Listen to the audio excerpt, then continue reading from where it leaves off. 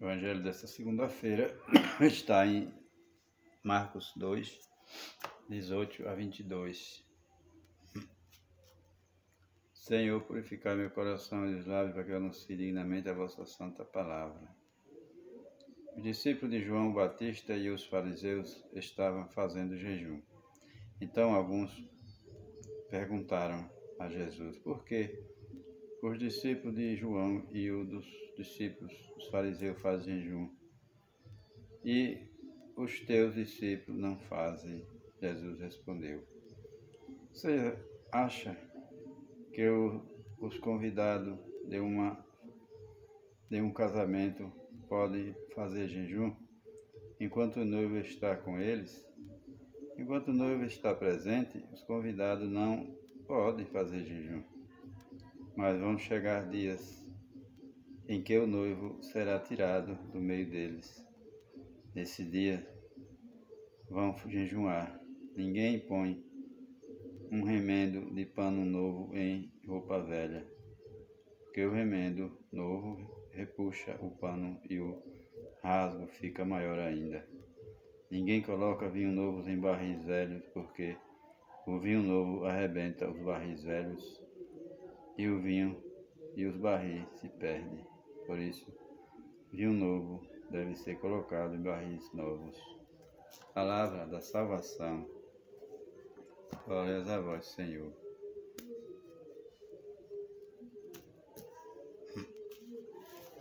Meus irmãos e irmãs, o noivo aqui representa Jesus, que fala que representa Jesus aqui. O noivo é Jesus, que estava no meio daquele povo. Enquanto Jesus estava no meio daquele povo estava forte, sem jejuar. Não precisava jejuar, porque Jesus estava presente no meio deles ali, pessoalmente.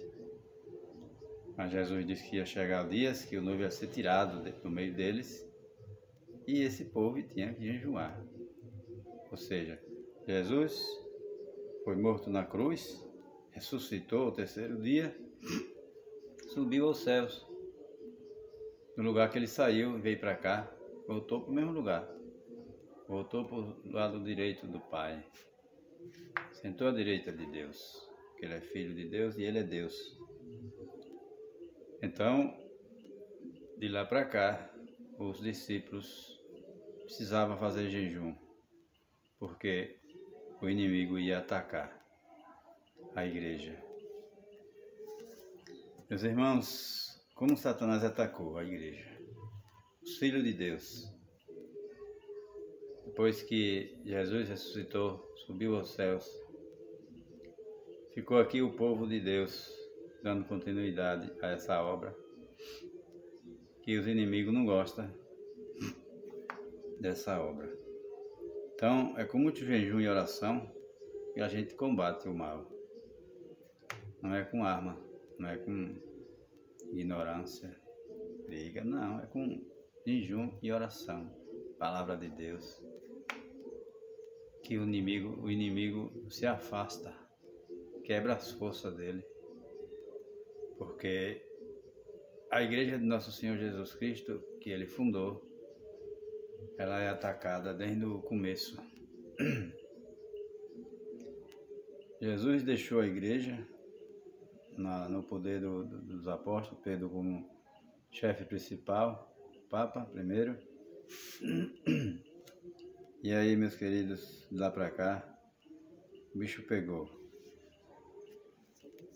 Só no século passado existiu 2 guerras mundiais que atacaram os cristãos. Diz que a Segunda Guerra Mundial matou milhões de judeus, cristãos, de padres e de freiras. A Revolução Francesa matou milhares e milhares de padres, bispos, porque o inimigo, ele não gosta dos filhos e filhas de Deus. Quando a gente se dispõe a pregar a palavra de Deus, prepare-se, para as provações que elas virão. Que bom que elas vêm. E se você pregar um evangelho e não for provado por causa do evangelho, você está agradando só os homens. Tu não está agradando a Deus. Então, a palavra de Deus, ela só é boa quando agrada a Deus e desagrada aos homens. Porque o homem só se agrada da palavra de Deus quando ele está com Deus. Quando ele está com Jesus, está vivendo aquilo que Jesus viveu. Quando ele está vivendo a sã doutrina da igreja, ele entende que é por aí o caminho, aí ele vive a palavra de Deus, fiel à palavra, à doutrina. Esse suporta as pregações do evangelho verdadeiro. O cristão, o pregador verdadeiro, aquele que não nega, não se omite, que não tem medo de falar a verdade, esse cristão, ele é perseguido. Ele é odiado pelas pessoas, até por gente de dentro da igreja, que a gente pensa que é um cristão que está vivendo de acordo com a vontade de Deus. E não está, porque é um cristão meia boca, que não, em coisas que em outras não. Tem cristão aí a favor de tudo quanto é ruim. Já vi cristão dizendo que, batizado, dizendo que é a favor do aborto, é a favor de ideologias, de gênero, essas coisas. Então, meus irmãos, não é católico. Católico dizendo que é espírita, que é de umbanda, é disso e aquilo, não é verdade, é católico falso. Católico de verdade não se debanda para esses caminhos de jeito nenhum. Esses caminhos não é para católico. Ou você é ou não é. Jesus disse no Apocalipse que vomita aqueles que são mornos. Que seja quente ou frio, o morno eu vomito da minha boca. O morno é aquele católico meia boca, que vive o evangelho pela metade. É esse que Jesus vomita da boca. Jesus não aceita cristão morno. Frouxo, tem medo de falar, tem medo de ser preso. Jesus foi preso primeiro do que nós. Saiba disso. Não tenha medo de ser perseguido e preso e morrer por causa de Deus. Se tu morrer por causa da palavra de Deus, tu é salvo. Não passa nem pelo purgatório, meu irmão. É mártir. Vai direto para o reino de Deus, porque você foi fiel a Deus aqui na terra. Você não foi cristão morno, infiel, omisso. Que Deus nos dê sabedoria, meu irmão, e força para a gente viver as tribulações que estão chegando e batendo na nossa porta. Em breve, nós vamos ver coisas terríveis acontecer contra nós. Será que a gente vai ter que se esconder, correr da parada? Aí é ser covarde. Estou rezando e pedindo a Deus para Deus me dar força, para eu ser forte nesses momentos difíceis que virão por aí. Vamos estar preparados. O católico cristão precisa estar pronto, preparado para ser perseguido, para ser incompreendido por aqueles que não conhecem. E se conhece, não vive, só é covarde, não quer viver a verdade. Nega totalmente a verdade. Cristão morno, cristão que não dá para... A igreja não aceita esse tipo de cristão. A igreja aceita cristão que tem coragem de falar a verdade. E aí, as estruturas antigas, nós não podemos mais viver as coisas antigas, mas nós temos um vinho novo, a novidade para viver. Jesus é o vinho novo. Não se bota vinho velho, novo em barris velhos, porque vai estragar, vai arrebentar e vai se perder tudo. Não podemos viver mais as estruturas antigas. Nós temos que viver a novidade do Evangelho, a santa doutrina que Jesus deixou para nós.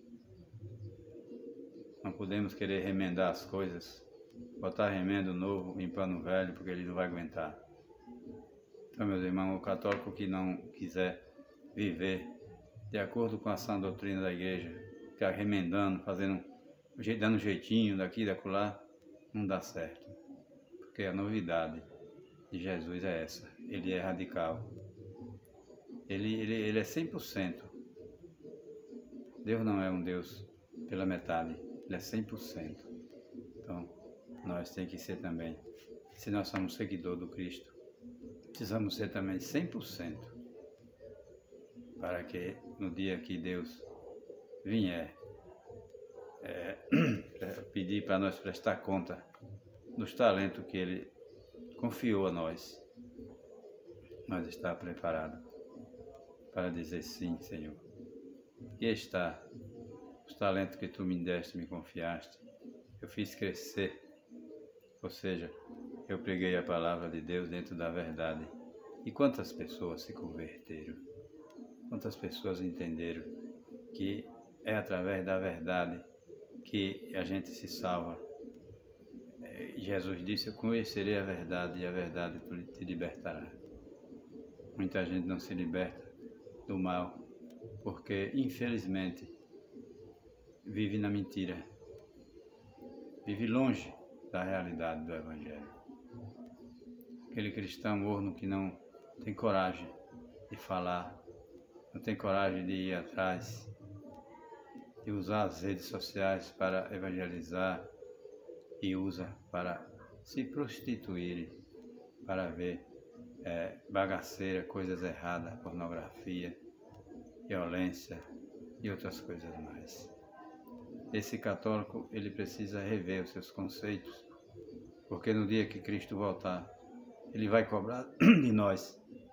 Nós vamos se apresentar para ele, para ser julgado, e ele vai cobrar de nós toda a nossa oportunidade que a gente teve aqui para levar a palavra de Deus, fazer com que Jesus seja conhecido, e nós se acovardamos, não levamos, e usamos os meios para outras coisas que não agradam a Deus.